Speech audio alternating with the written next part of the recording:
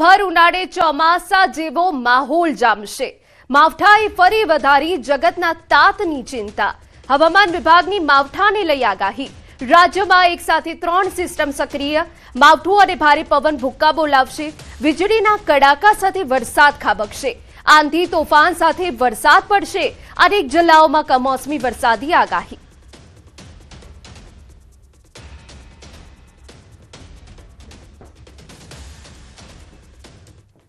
मार्च से लेकर 5 अप्रैल तक इसमें 30 अप्रैल को आइसोलेटेड प्लेसेस में इक्का दुक्का स्थानों में हल्का बारिश के साथ आंधी और बिजली गिरने का संभावना रहेगा।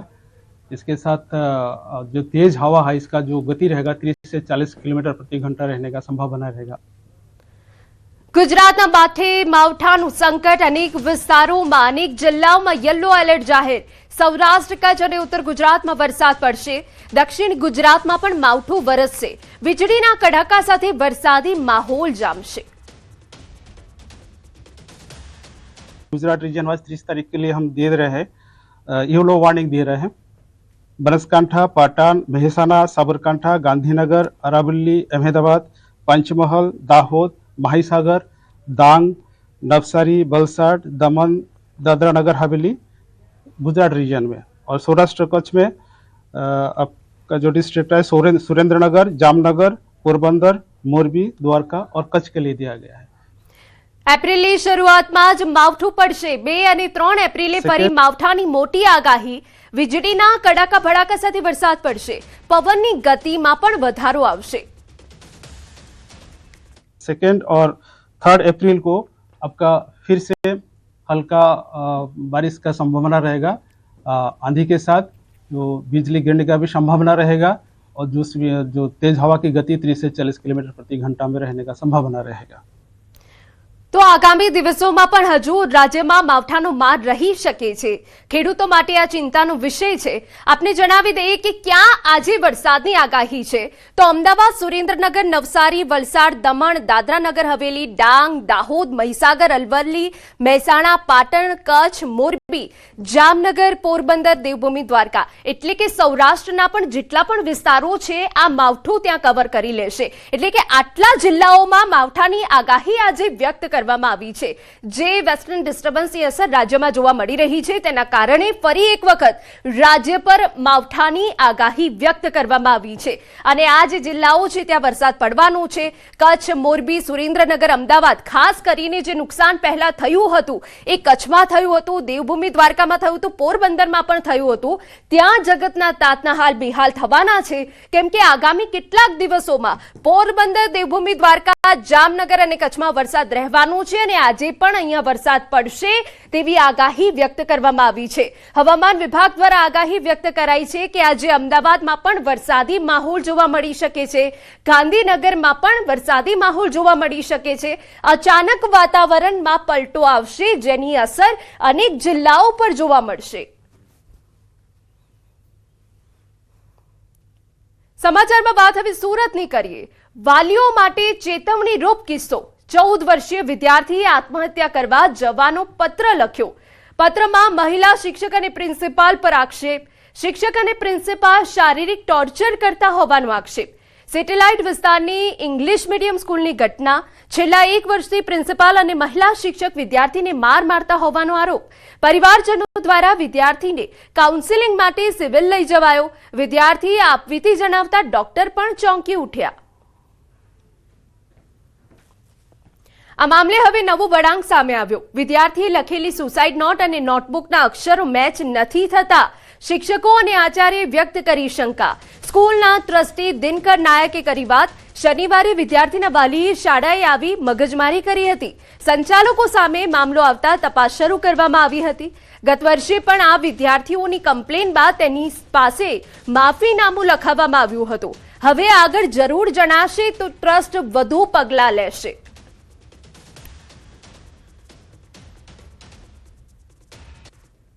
સુરતના સિટી લાઇટ વિસ્તારમાં આવેલી લોક ભારતી વિદ્યાલયના એક વિદ્યાર્થીએ સુસાઇડ નોટ લખી સુસાઇડ કરવા જતો હતો, પણ આ મામલો પહોંચ્યો સિવિલ હોસ્પિટલ ખાતે અને તેનું કાઉન્સેલિંગ કરવામાં આવ્યું છે, કારણ કે તેને લેટરમાં લખ્યું છે કે શાળાના આચાર્ય અને શિક્ષક દ્વારા તેને માનસિક ત્રાસ આપવામાં આવતો હતો. ત્યારે શાળાના ટ્રસ્ટી દિનકરભાઈ નાયક આપણી સાથે જે સીધા વાત કરીએ. દિનકરભાઈ, સુસાઇડ નોટ અમારી પાસે હજી આવી નથી, કારણ કે વાલીએ અમારા જે બિલ્ડિંગ કમિટી સાહેબ ભણવા ગયા એની સાથે ચાલતા જ વાત કરી અને એમને બતાવી નથી.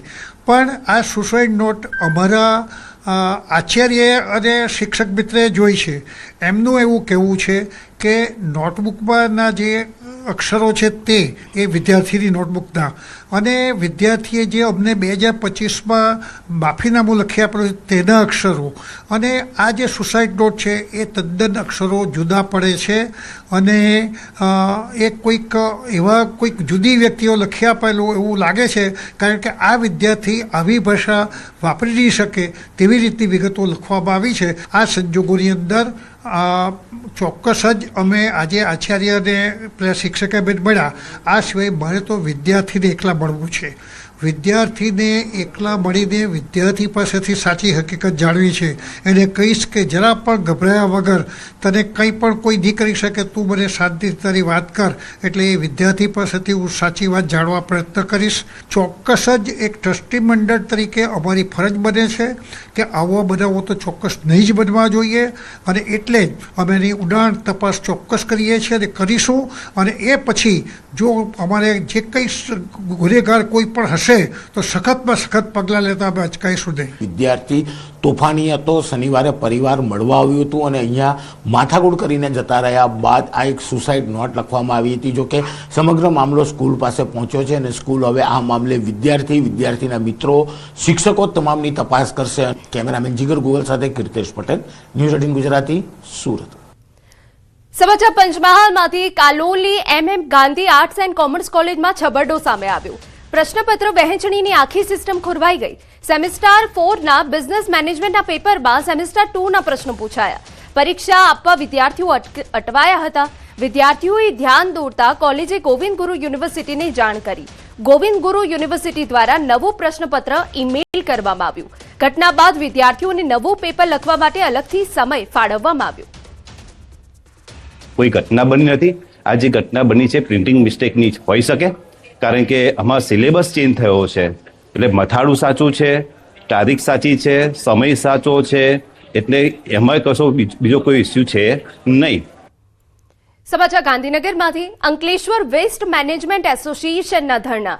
CTP પ્રોજેક્ટની પરવાનગી વિલંબ મુદ્દે આંદોલન. 1 વર્ષ થયું છતાં મંજૂરી ન મળી હોવાનો દાવો. જીપીસીબી કચેરી બહાર કર્મચારીઓ ભૂખ હડતાળ પર બેઠા. એસોસિએશનના પૂર્વ MDનું નિવેદન સામે આવ્યું. 500થી વધુ સભ્યોનું ભવિષ્ય આના પર નિર્ભર.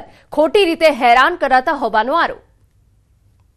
અંકલેશ્વર વેસ્ટ મેનેજમેન્ટ લિમિટેડે 365 દિવસ પૂર્વે અમારી કન્સેન્ટ ટુ એસ્ટાબ્લિશ માટે એટલે CCA માટેની એપ્લિકેશન કરેલી છે, જેનું નિરાકરણ અહીંયાથી આવતું નથી અને નાના કારણો બતાવીને અમારી કન્સેન્ટને ડિલે કરવામાં આવે છે. અમારી ભૂખ હડતાલ જ્યાં સુધી અમને અંકલેશ્વર મેનેજમેન્ટને CCA ગ્રાન્ટ નહીં થાય ત્યાં સુધી અમારી આ ભૂખ હડતાલ ચાલુ રહેશે. નર્મદાના રાજપીપળામાં ગેરકાયદે બાંધકામ સામે નાંદોદના ધારાસભ્ય દર્શના દેશમુખે દબાણકારો સામે મોરચો માંડ્યો.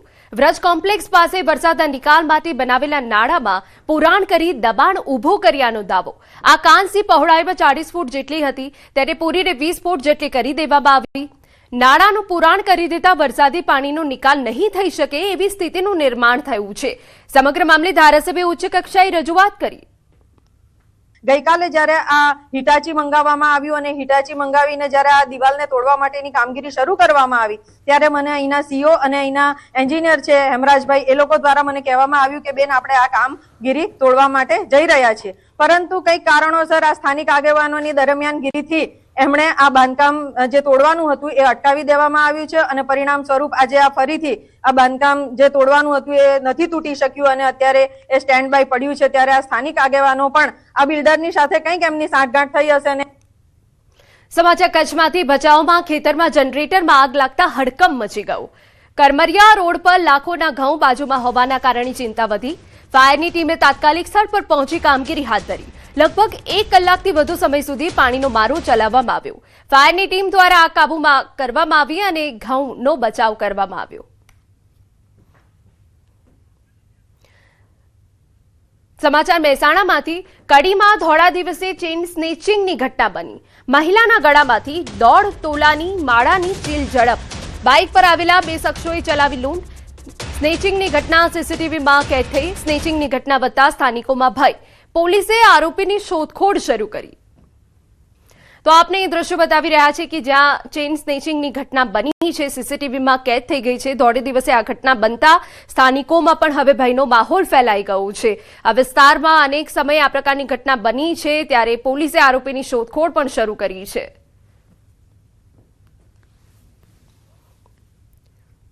સમાચાર રાજકોટમાંથી. ગુનાહિત પ્રવૃત્તિ આચરતી ગેંગ સામે ક્રાઇમ બ્રાન્ચની કાર્યવાહી. ઈબલા ગેંગના 7 જેટલા સભ્યો સામે ગુસ્સી ટોક અંતર્ગત ગુનો નોંધવામાં આવ્યો છે. તેમજ 4 આરોપીની ધરપકડ કરવામાં આવી છે. 2 જેટલા આરોપીઓ હાલ જ્યુડિશિયલ કસ્ટડીમાં છે, જેમના કસ્ટડી મેળવીને તેમના રિમાન્ડ પણ મેળવવામાં આવશે. ઈબલા ગેંગ દ્વારા વર્ષ 2016 થી 2025 દરમિયાન રાજકોટ શહેરમાં પોતાની ધાક ઊભી કરવા માટે 3 ઘાતક હથિયારો વડે ખૂનની કોશિશ, અપહરણ, લૂંટ, આર્મ્સ એક્ટ, એટ્રોસિટી એક્ટ, સરકારી અધિકારીઓને કાયદેસરની ફરજમાં રોકાવટ કરવી સહિતના 89 જેટલા ગુના આચરવામાં આવ્યો હોવાનું ખુલ્યું. ગેંગ છે એના વિરુદ્ધ કુલ મેં જે રીતે જણાવ્યું 89 ગુના દાખલ થયેલા છે અને જીસીટીઓસી ના કામે અમે 27 ગંભીર ગુના ધ્યાને લીધેલા છે. ગુનાઓની વાત કરીએ તો એમાં 4 અટેમ્પ્ટ ટુ મર્ડર છે, લૂંટ અને અપહરણના 5 ગુના છે અને 11 રાયોટિંગના છે, 1 છેડતીનો અને 29 મારામારીના ગુના છે.